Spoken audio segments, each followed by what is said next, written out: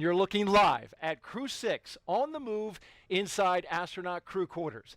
The 3 astronauts and 1 cosmonaut finished putting on their spacesuits in the historic suit-up room, and now they are walking down the hallway to the elevator.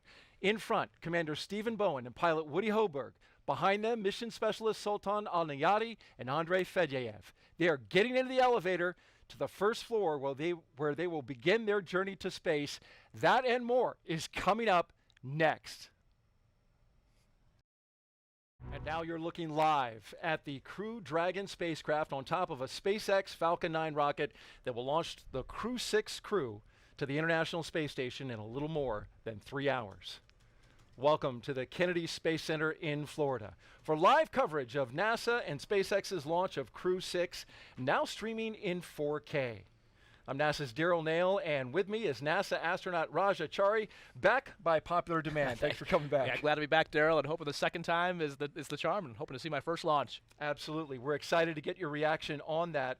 In addition to Raja's analysis, we have live updates from Mission Control in Houston and live interviews from our VIP location here at Kennedy. There you see them. Hello, Houston, and hello, Jasmine. And later on, at T-minus 1 hour, we will welcome in SpaceX live from Hawthorne, California. But let's begin quickly with a recap of the first launch attempt early Sunday morning. The day started here with the crew signing the mission patch inside crew quarters at the Neil Armstrong Operations and Checkout Building. They went through the entire process of suit up and transport to the pad, where they ingressed into the Dragon capsule. The countdown moved along smoothly until reduced flow in an engine ignition fluid line was detected by the launch team. The launch was scrubbed with less than 3 minutes in the count. The astronauts remained in the capsule until the rocket was completely detanked. A disappointing moment for the astronauts, certainly, Raja.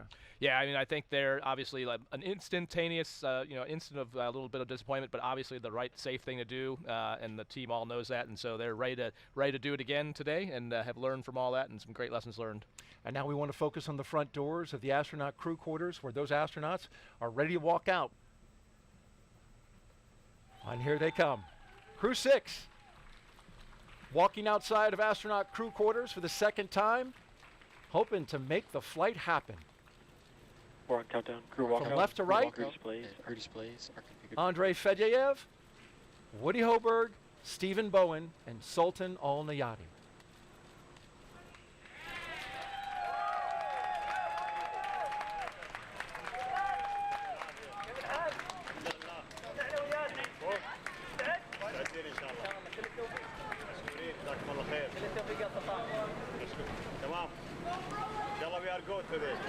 Getting some high fives there. Yeah.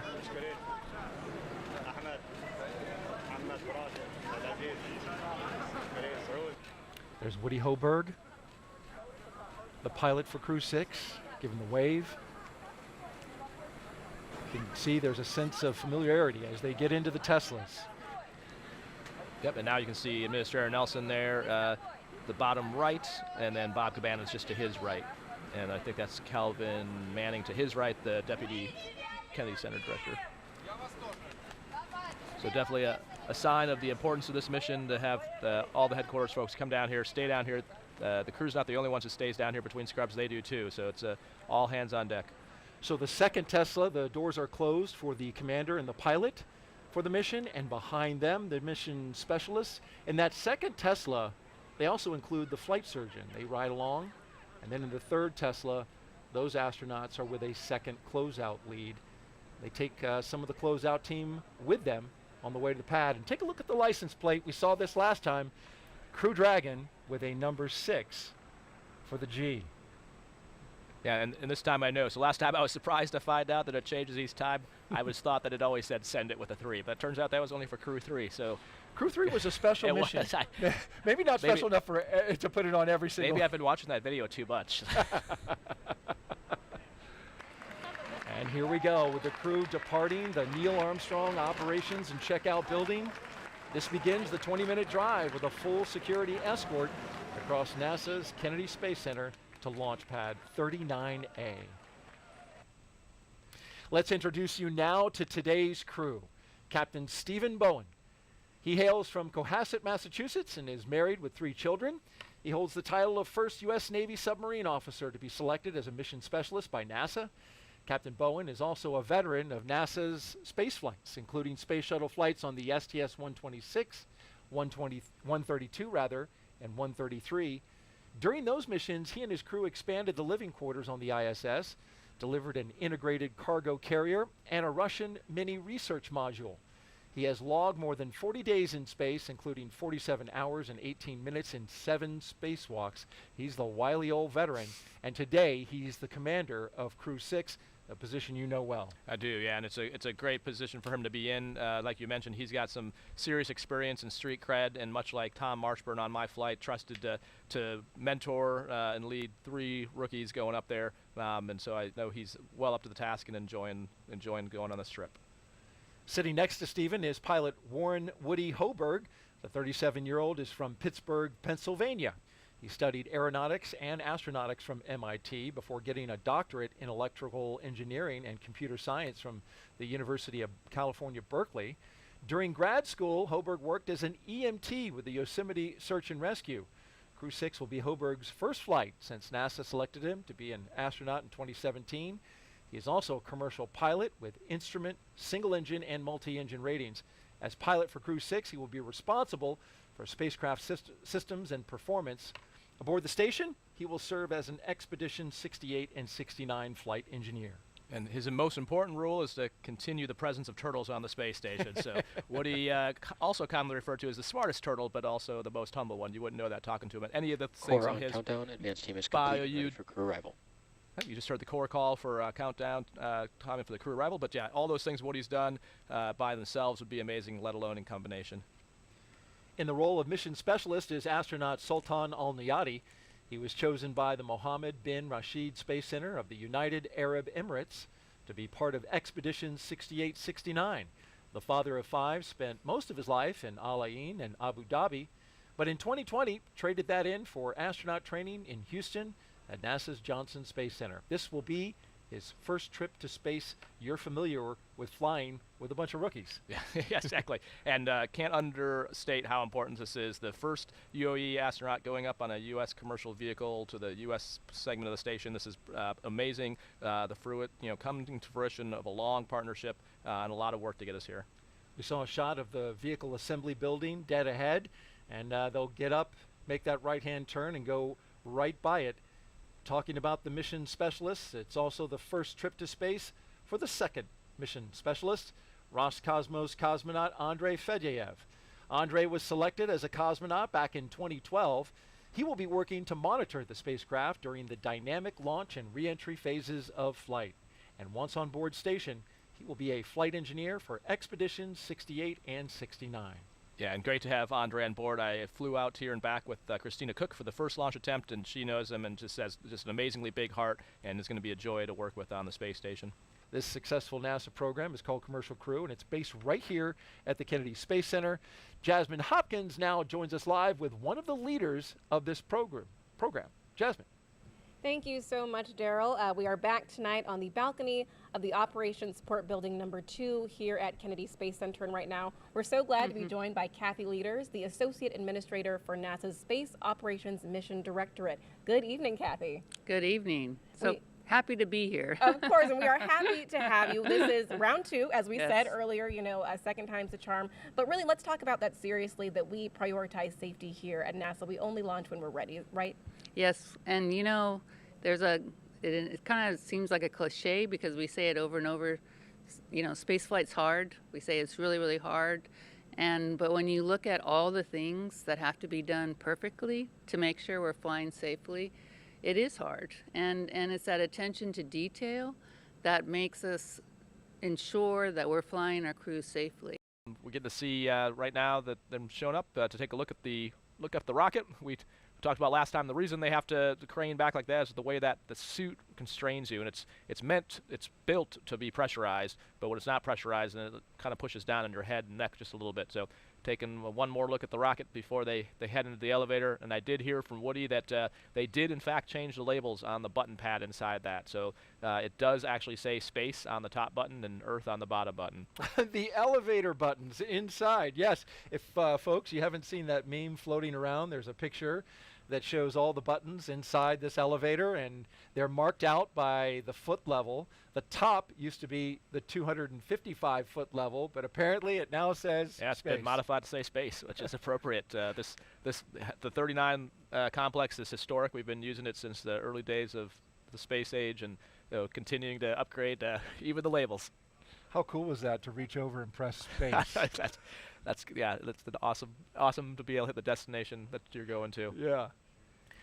This is the view at the top of the elevator, so they pop out here and then you walk up a floor. You can see there's the graded floors, or if in the event of an emergency egress, they douse this whole thing with a whole bunch of water so you don't have to get slippery. So that's why they're graded floors, so the water can actually flow through.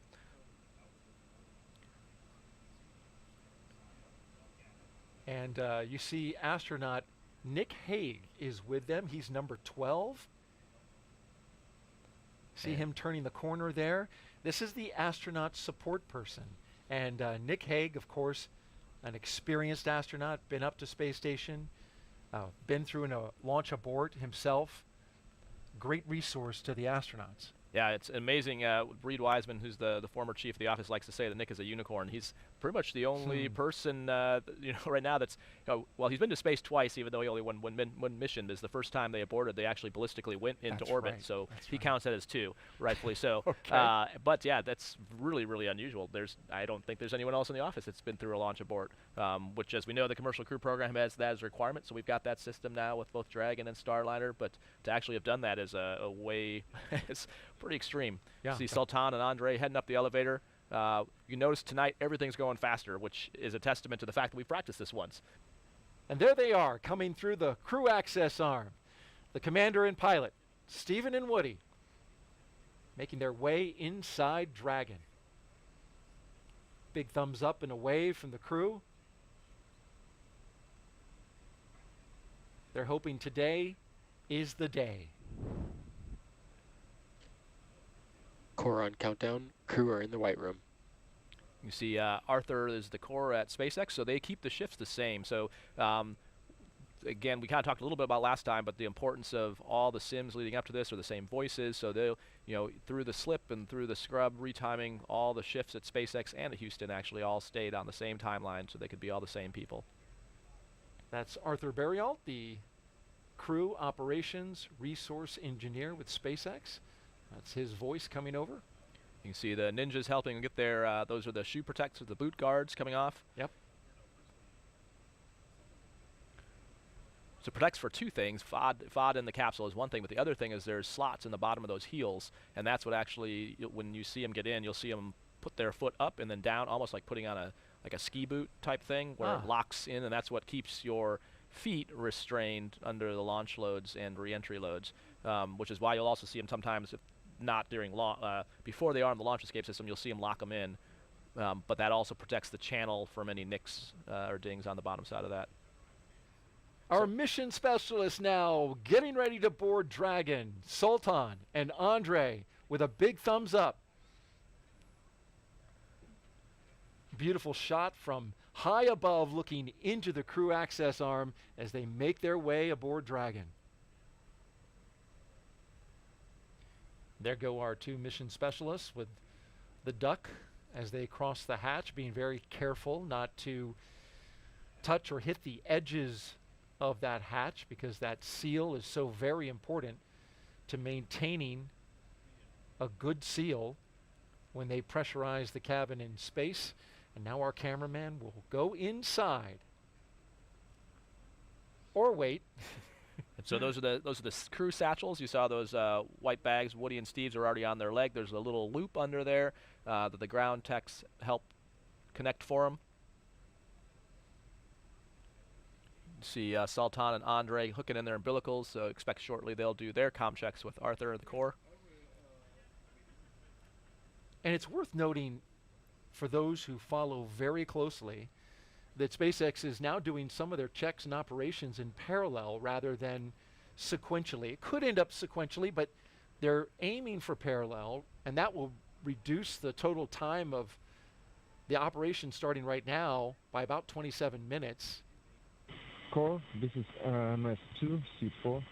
How to read me? Com check. Doing comm checks even as they're getting seated. Loud and clear from seat 4. How me? Loud and clear, C4. Encore, MS1, com check. And loud and clear, MS1 from seat 1. How me? I got it loud and clear. And a great view of Andrei's buckle there. So it's a 5-point harness. The crew can totally do it on their own, but just to save wear and tear on the suits, a lot of times the ground crew will help with doing that. And that way it makes sure it's really cinched down. So the way each on that circular harness around his waist, each of the waist straps and then the leg and the shoulders connect into a slot, and then to get out you rotate it counterclockwise or clockwise and all 5 pop out.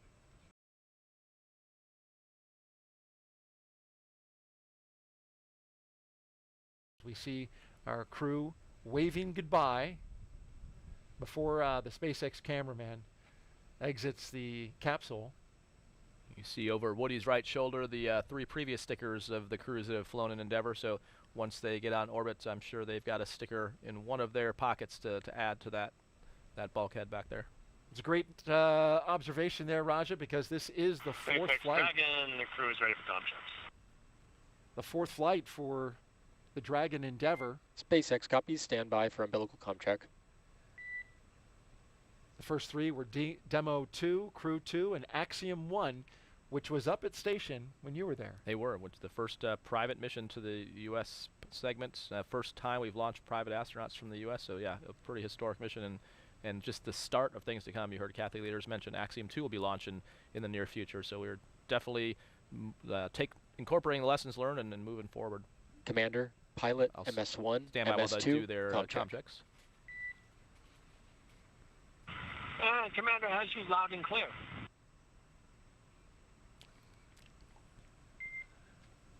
Commander, loud and clear. Pilot has you loud and clear. Pilot, loud and clear.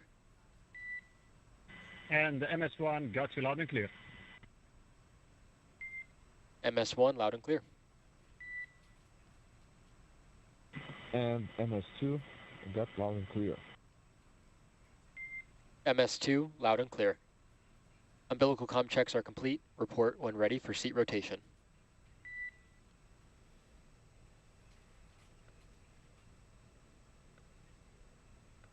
As we get ready for the seat rotation, watching all 4 articulate upwards so they can get into launch position. Want to make a correction. It's a camera woman with SpaceX who's getting those fabulous shots. Relying on her to give us SpaceX Dragon, the crew is ready for seat rotation. these great views that we see.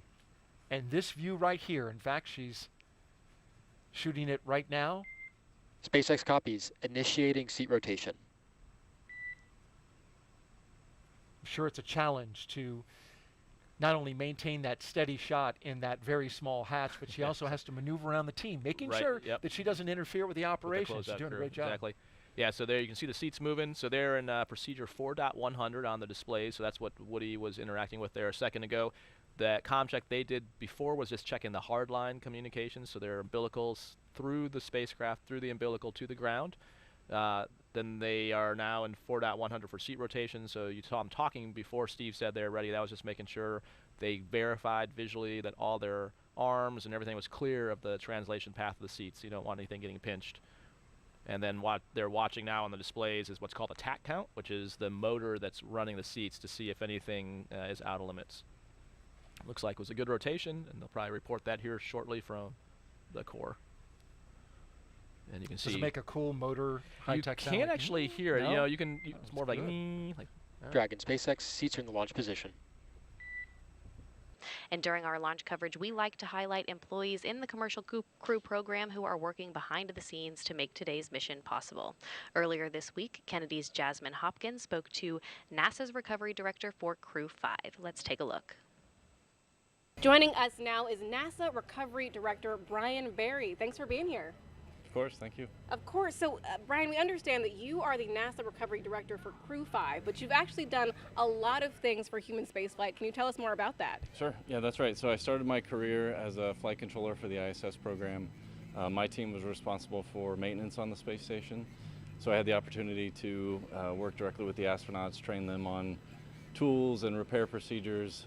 So that was a lot of fun and something I never thought I would do when I was studying to be an engineer. After that, I moved over to the safety team, and I was our safety rep for the Commercial Crew Program safety panel. So that was my first exposure to CCP, and I would go review the hazard reports for Dragon and Starliner. That was a pretty neat experience also because I was able to work with Bob and Doug prior to Demo 2 and just kind of work with them on the hazard reports and get their perspective on the risk and the mission overall. After that, in 2020, I came out to Commercial Crew and I work for them directly now, and I've been doing launch and recovery operations since then. On the launch team, my role is to lead the rescue effort if we need to. If there's a pad emergency egress or a pad abort, the launch rescue director calls in the rescue forces. So that's what I did for Crew 5 launch last year. And then as the recovery director, I lead the NASA portion of the team that goes out on the ship with SpaceX. We bring out our flight surgeons and we check out the crew and we load them up on the helicopter and get them back home. We are currently now 2 hours and 7 minutes and counting as we watch the SpaceX closeout crew close the hatch to the Dragon capsule. Dragon Endeavour, the flight leader in SpaceX's fleet. Right now, so honored to be joined by Administrator Bill Nelson. Thank you for being here. It's another pleasure. Of course, we're always glad to have you back at Kennedy. And Bill, right before we were tossed to you, actually just mentioned that you've been in the shoes of these astronauts before, that when you were flying on shuttle, it scrubbed 4 times. So do you have any words of wisdom, any words of encouragement for the astronauts tonight? Well, words of encouragement. Enjoy yourself while you're laying there strapped in on your back, trying to get off the face of the earth. But the serious words of encouragement is we don't fly until we think it's safe. And that was what was important about the first scrub, because it just didn't feel right. And NASA made the call. It was the right call. Everything's looking good. The supposed problems that they had before have all been fixed. And so I expect we're going to see a launch tonight. Right, we're all looking forward to seeing that launch tonight, Bill. And all the work that we're doing in low Earth orbit on the space station is really paving the way for deep space. So what is next for Artemis? Well, we have just this unbelievable opportunity now to go back to the moon, but this time it's different.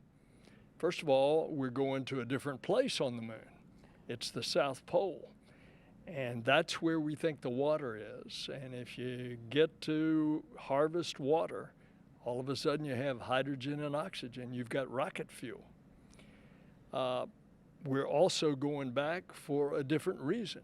We're going to stay there. We're going to learn to live, to work there, to invent, to create, all for the purpose that we're going to Mars. And you know, the moon's just a few days away. Mars is months and months away. And so that's why this is so important for us to get back to the moon. As we march closer to launch, and right now, I'm so glad to be joined by Salem Al-Mari, the Director General of the Mohammed bin Rashid Space Center, as well as Hazza Al-Mansouri, UAE astronaut. Thank you so much for being here tonight. Thank you, Jasmine. Of course, Salem, we'll start with you. Sultan is the first UAE astronaut to go on a long-duration mission to the space station. He'll be on a 6-month science mission. So what is the UAE hoping to learn from him? Definitely there's a lot we plan to do during this mission and learn from him and from this 6-month duration. So there's a lot of science we're going to be doing, a lot of human life sciences. There's science with over 20 different experiments with UAE universities and international universities. So that's something really big for us. But we also have a very in-depth education program where we will try and reach every school kid in the UAE. Doing simple science experiments, simple YouTube videos. And of course, other than that, we'll do a lot of PAO events where we have these live chats with the astronaut from space, with our kids and public. So I think we're quite excited for this 6-month duration mission. Okay, so we got Megan MacArthur on the line, who flew on Crew 2 that I got to train with. And so Megan, can you hear me okay? Hey, Roz, I got you loud and clear. Hey, awesome to talk to you. Thanks for calling. So Megan's at home in Houston watching the launch, and you might have better ideas about what they're doing. I think you guys came up with a game to kill some time while you're waiting for the closeout crew to leave. Yeah, well, it's been enough time that, you know, when you first get in, of course, you're all business and you go through your checklist and you review the nominal timeline and you of course review the contingency actions that you might have to take. But now you're into just the wait.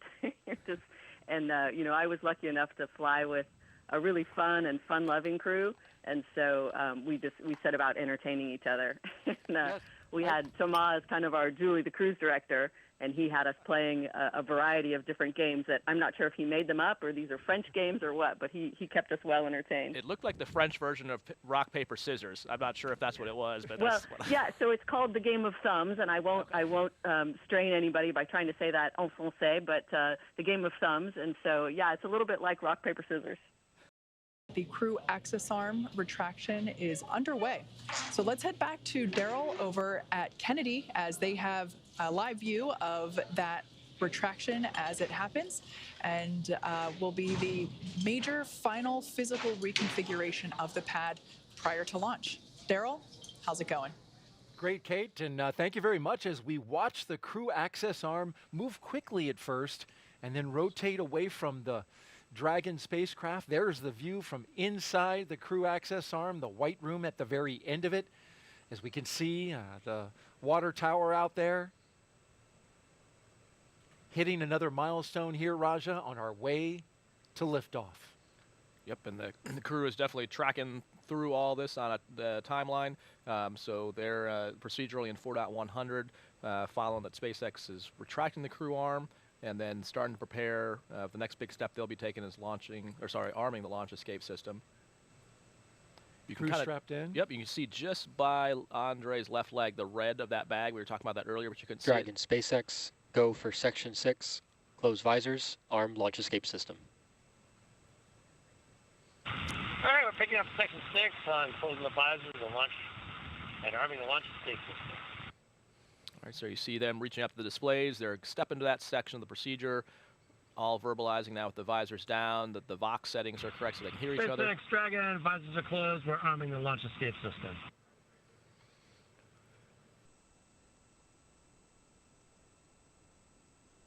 F9 tanks are venting for propellant load. Propellant load has started.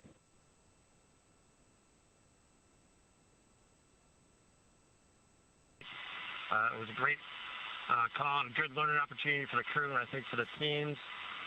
And so once more into the breach, dear friends, Crew 6 is ready to launch.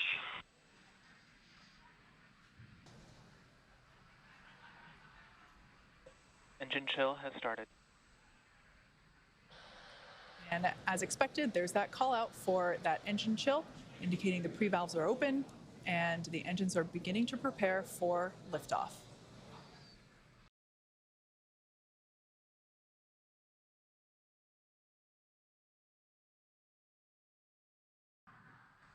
We're counting down to T-minus 5 minutes at this point. The Dragon is configured for terminal count. And at terminal count, Dragon is switched to internal power, right now receiving power from umbilical lines from the ground.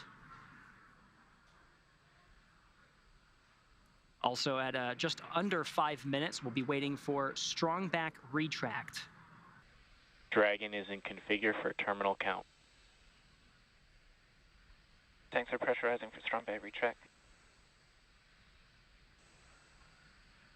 All right, and we heard both of those calls. Dragon onboard computers are going to take control of the vehicle. We should be seeing the clamp arm at the very top of the second stage, right underneath where you see the unpressurized trunk of Dragon, which is indicated by the half black and half white indicators, the black being the solar panels that provide power to the Dragon on its transit to the International Space Station.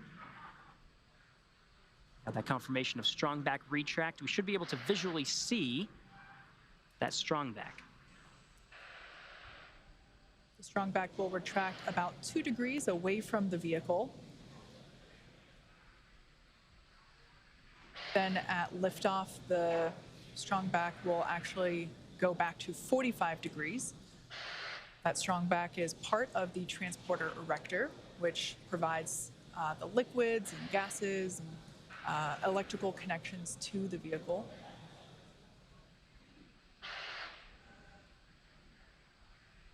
As Gary pointed out, those clamp arms opened up underneath the trunk, just above the first stage. And you can see that action happening now as that initial retraction just a couple degrees away from the vehicle.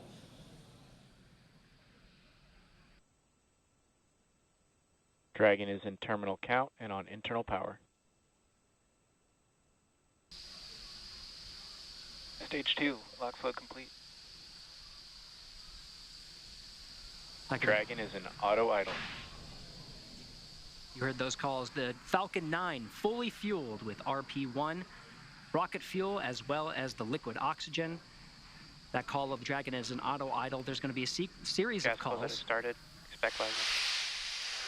There's the gas closeout, purging the lines of the fuel that have supplied the Falcon 9 with RP-1 and liquid oxygen. Also wait for a call of the arming of the flight termination system. The Dragon flight computers are configured for launch. Flight termination system will allow Falcon 9 to talk to Dragon on the ride uphill. Terminate the flight, issuing an abort. Startup. Dragon is in countdown. T-minus 1 minute and counting. Dragon is in countdown. Everything's looking good for launch.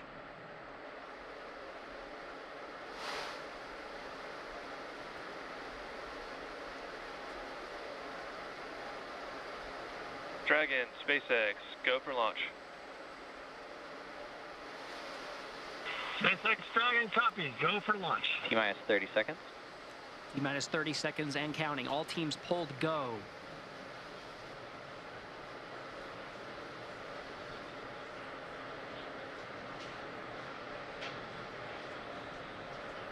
$15 seconds. Ready for an on-time launch for the instantaneous T-minus 10, run. 9, 8, 7, 6, 5, 4, 3, 2, 1. Engines full power and liftoff at Crew 6. Go Dragon, go Falcon. Now launching on Endeavour's first flight to the International Space Station. Vehicles pitching down range, 1.7 million pounds of thrust provided by the 9 Merlin 1D engines on the first stage. Hearing good calls, stage 1 propulsion is nominal.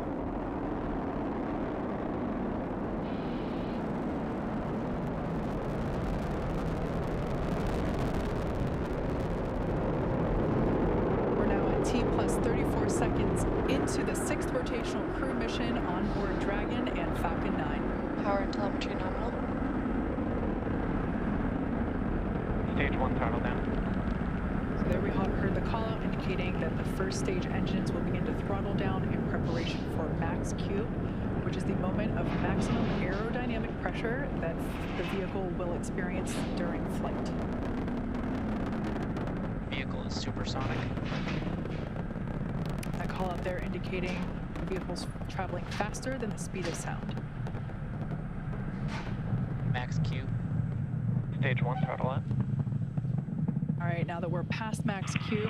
1 Bravo. Copy, 1 Bravo.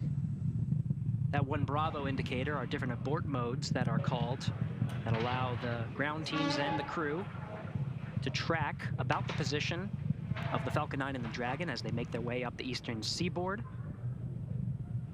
In the event of an abort, these different abort modes would indicate about the position where Dragon would land, as well as indicate what series of maneuvers Dragon would indicate. But so far, we're hearing good calls on the performance of the Falcon 9 on its ride uphill. 1 minute 53 seconds into flight.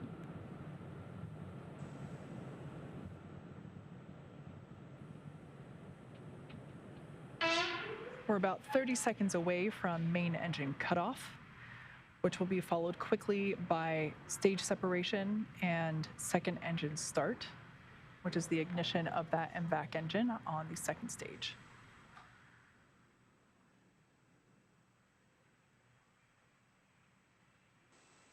Now about 10 seconds away from main engine cutoff.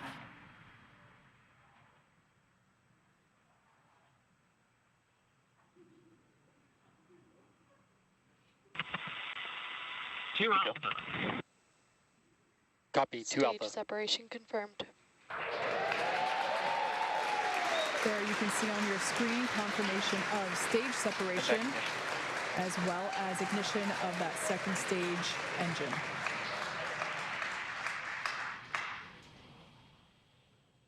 Second stage is now carrying the Crew 6 astronauts to orbit. Beautiful view there on the left-hand side of your screen coming from the first stage, which, as you can see, is still gaining in altitude. It has not yet reached its apogee. A beautiful view of the Florida Space Coast there in the background. Meanwhile, we're tracking good performance on that MVAC engine. On the screen to your right, we'll be hearing periodic performance calls about once every minute of the status of the trajectory of the second stage and the Crew 6 astronauts that are inside Crew Dragon Endeavour. We'll also be hearing call-outs, just like you heard just there, as we pass over the various ground stations along the ascent track. Dragon, SpaceX, nominal trajectory. There's that performance call-out. Dragon acknowledges nominal trajectory.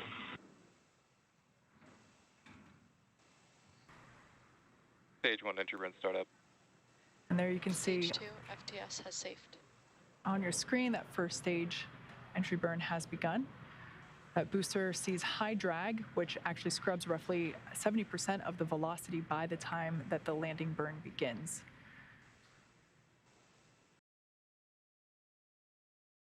SpaceX Dragon, Shannon. Copy, Shannon. Now off the coast of Shannon, Ireland. Stage 1 landing burn. And there we heard the call out indicating that landing burn. Dragon, SpaceX, we have a nominal orbit insertion. Great news there for SpaceX Dragon copies nominal orbital insertion. Launch escape system disarmed. For Dragon Endeavour. Stage 1 landing leg deploy. Attempting to land on our drone ship, just read the instructions. Stage 1 landing is And there you can see on your screen, and also indicated by the cheers behind me, successful landing of this booster. Its first trip to space, and therefore its first landing. And of course, after second stage engine cutoff, you heard that call that the crew is in orbit. We're now getting views from the second stage. You can see this is one of the cameras that's pointing up into the trunk of Dragon. Of course, we're continuing to get views of the expansion nozzle at the end of the MVAC engine. Once again, live view there from the second stage looking up into the trunk, which of course is the unpressurized section that goes along with the Dragon capsule to the International Space Station. That's where we are able to store basically cargo that is able to be exposed to the vacuum of space. So a great view there looking up into the trunk. That will be hopefully the first views that we get of that separation event, which we're expecting here any second. There you can see on your screen confirmation. Dragon separation confirmed. Of that separation confirmed. Dragon Endeavour is now floating free in space. That's right, the Falcon Dragon 9. CE here. Welcome to orbit. Congratulations. Your flight is exactly 4 years after the flight of the Demo 1 mission. Like Andrey said, all the best things take 2 tries. Happy that we could get you off tonight. If you enjoyed your ride, please don't forget to give us 5 stars. Over to LD for some words. Also, a friendly reminder to put your sushi orders in for CRS 27. Have a safe ride to the space station, and we look forward to seeing you when you get home. Thank you for flying SpaceX. Expected loss of signal, Bermuda.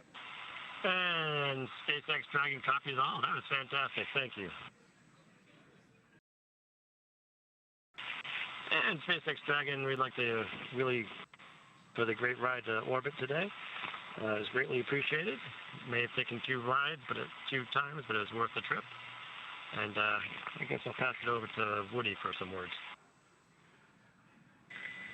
Yeah, SpaceX Dragon, just want to say as a rookie flyer, that was one heck of a ride. Thank you. I would say put it is an absolute miracle of engineering, and I just feel so lucky that I get to fly on this amazing machine. Thanks to SpaceX, thanks to NASA, Commercial Crew Program, and our international partners. A lot of innovation went into this, tireless work effort, and a lot of painstaking attention to detail and focus on testing. And I think that's what makes it all possible to fly humans in space. Thank you.